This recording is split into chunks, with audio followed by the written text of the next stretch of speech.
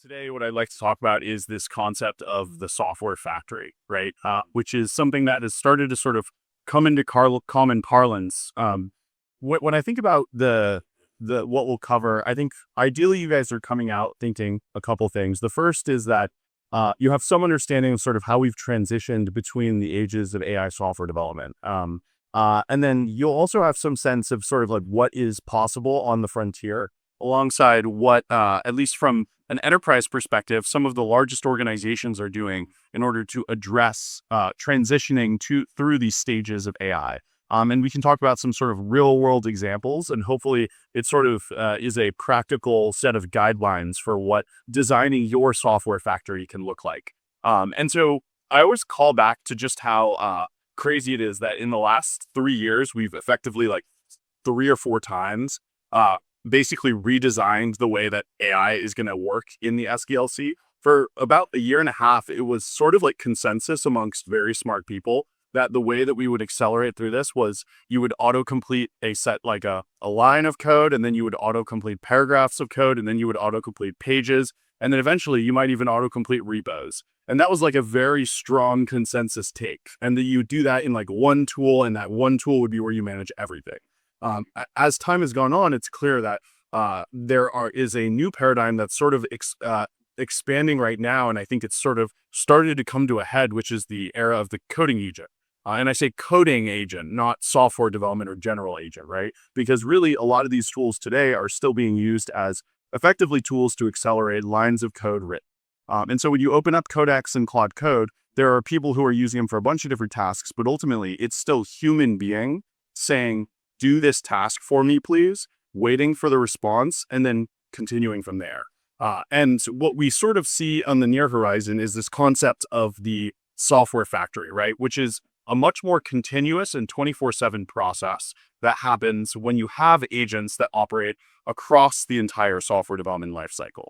And so as people have started to imagine this future, I think that a couple of semi-urgent problems become very urgent, right? The first, which I think most people are feeling today, is what's the cost story? What's the pricing? How do we make sure that when you run agents across every single stage in the pipeline, every human being is delegating agents, that you're actually doing this in a cost-effective manner? I think that a lot of people sort of threw caution to the wind, and typically it's actually been kind of okay to do that. You say, hey, well, let's just see, everybody should just try everything that they can. Let's see what happens. When you do that with these, the bill instantly becomes hundreds, millions, if not tens of millions of dollars. For large organizations with 45,000 plus engineers, it is hundreds of millions of dollars, right? So this cost story is not something that you can sort of overlook in the sake of innovation.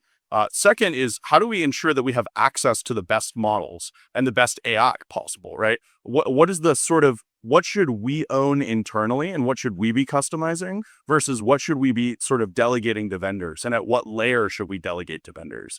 The third is, elephant in the room. What is the role of the software developer? How does that evolve? And we have a lot of thoughts about how this evolves in particular. And related, but sort of different, is how does that actually change the organization in a more fundamental way? Like, what matters for an organization that has software factories?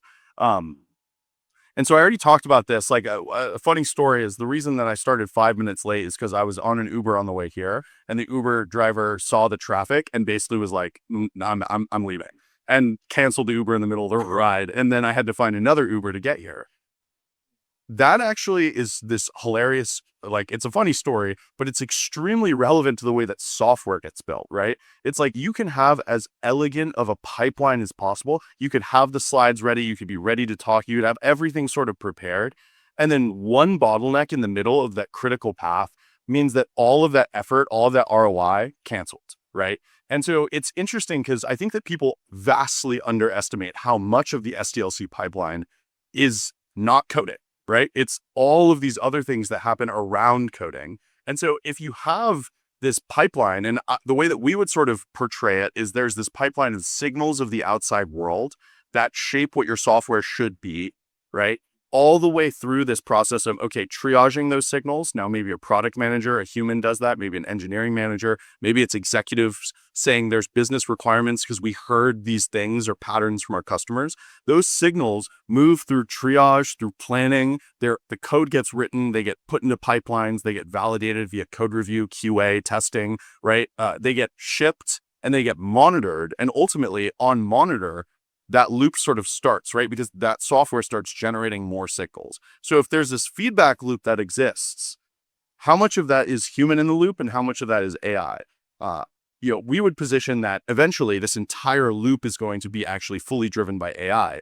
And so humans need to play a very different role, which is observing, monitoring, and refactoring this loop and seeing the outputs as they basically occur and updating the governance and policies by which this loop operates. And so this is a very different role, right? I would argue that maybe ML engineers today do a lot of this. People who work on SRE, I think, do a lot of this. They sort of encode the learnings into the system so the next time it gets better. But not many engineers are doing this. A lot of them are just working directly on the product itself. And this is going to be a big change and a big transition. I kind of already alluded to this, but I think being model agnostic is an absolutely critical principle here, right?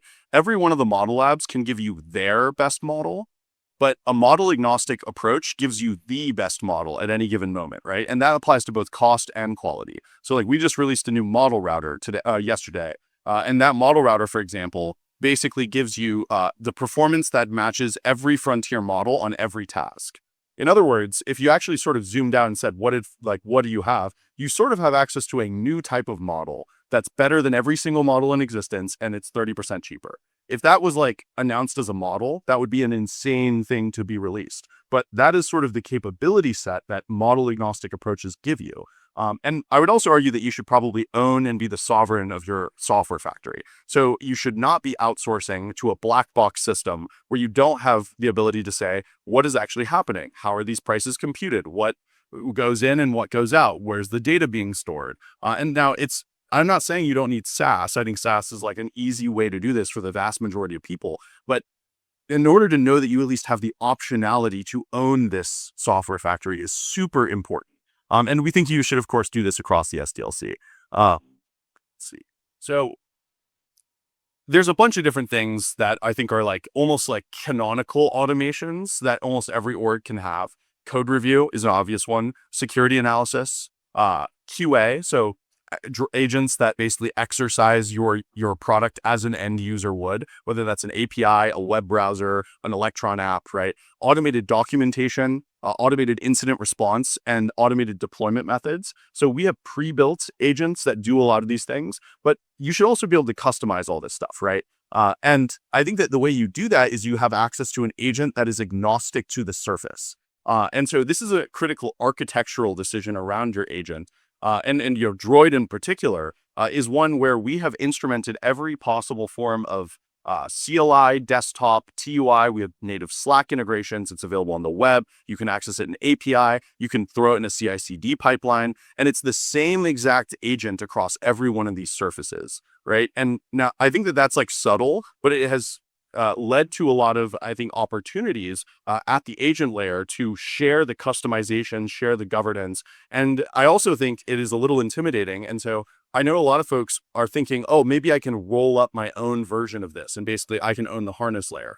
What I would say is, if you think that you can maintain this many surfaces with a highly competent agent that also handles compaction, token caching, I wouldn't even say it's a bad idea. I just think that it's a massive investment to maintain an agent. And so if you're thinking about it, I would just assess all the options in market and think through, is this something that is going to be a core competency for my business, maintaining effectively a fully different product, right? And so there's a lot of things that go on the governance layer. I think some of these differ in importance to different types of companies. Like I don't have a total sense of the room, but our typical customer is going to be like a financial institution, a bank, like, places like Adobe, EY, Morgan Stanley, RBC. And so for these types of customers, they have a lot of needs. They care about agent controls. They care about audit monitoring and compliance. I think theoretically, so should everyone in the room. But, admittedly, a lot of these things are sort of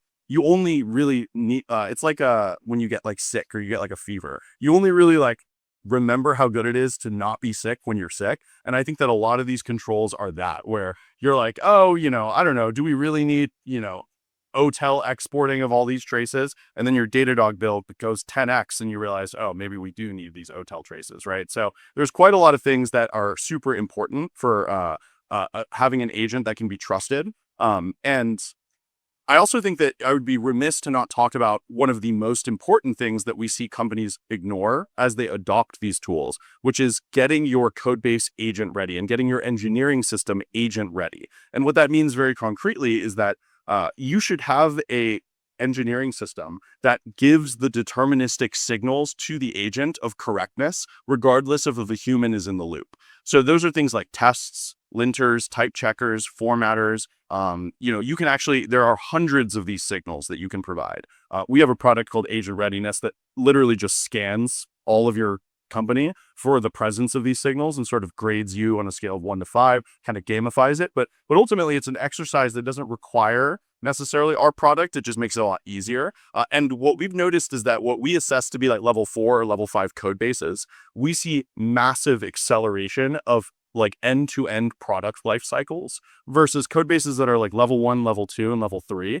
It is actually, not only is it questionable if they add acceleration, we see very active deceleration of product life cycles in level 1 and level 2 code bases. So what that means is you could be doing everything right according to like the CEO mandate. Like, we adopted the agents, we got the coolest tools, everything's working, we're using skills, and you're actually slowing down your company. So agent readiness is unbelievably important to understand. Are we accelerating or are we decelerating the way that we ship? And I talked about this a little bit already, so I guess I jumped ahead of the slides, but I do see the role of the engineer becoming a steward of this system. Maybe the way that I would liken it is, today we are definitely like hand building machines. I think that this future looks a little bit more like gardening, right? Like, where you are sort of fostering a living system. And yes, you have inputs on its controls and you can get really in the weeds, no pun intended. But ultimately, this system is going to evolve like without you. And so your role is to guide the evolution of this system, these software factories, towards the outcomes that you care about. And that means observing, intervening, refining, and ultimately deciding on sort of your tolerance and policies by which you want the software factory to operate autonomously. And to me, this is like a big profession. I could imagine this actually being significantly larger than software development in general. And so when you've done all of this, probably the most important thing to do is then to think about outcomes, not tokens or lines of code, right? Like, ultimately, things like cycle time are very measurable. I think that probably the biggest gap here is not, a lot of people say that like doing this stuff is unsolved. I don't think it's unsolved. I think it's just hard. It's very hard to instrument all of the things you need in order to understand, like, is the system working? And what I would say is that there are sort of like a couple of key things. The overall cycle time definitely matters. But what I like to tell people is, the way that we decided to let self-driving cars on the road, there was like one big metric that we looked at, which was basically like fatalities on the road. Then there's hundreds of other metrics that you look at, but the main thing was like, oh yeah, these things like lead to less injuries and deaths by like 10x. So it's definitely worth it to start putting these things on the road. Even then, there's still a lot of pushback in a lot of places, and probably like rightfully so. Cars are different from this. But I would try to find what it's a little macabre, but like your like fatalities on the road metric is for coding agents, right? I would argue that there's some sort of like bugs and incidents in production metric that is sort of messy to track. But if you can start to say, how many bugs or incidents are humans introducing versus are agents introducing, right? And you're going to start to measure that. And eventually you're going to see this point of, oh man, the agents are not introducing more bugs or incidents than humans are. And at that point, you can really start to automate a lot more of this process and this life cycle. But without that visibility into those outcomes, you are never going to be able to transition and start to evolve the way your org works. And I think that along the way, like, your competitors will. And so it's super critical to get this right and understand a lot of these outcome metrics. So that's basically, I'd say, that the main things to talk about. Maybe like the like sort of last minute add in this is that obviously we think about this a lot because we built a platform to address every single one of these problems. And so we have a platform that we help organizations of all sizes basically instrument to deliver this software factory journey, and which we think is sort of a multi-month, if not multi-year journey. So we've got all the tools in place. It's more about how you choose to then roll it out. So that's what we do.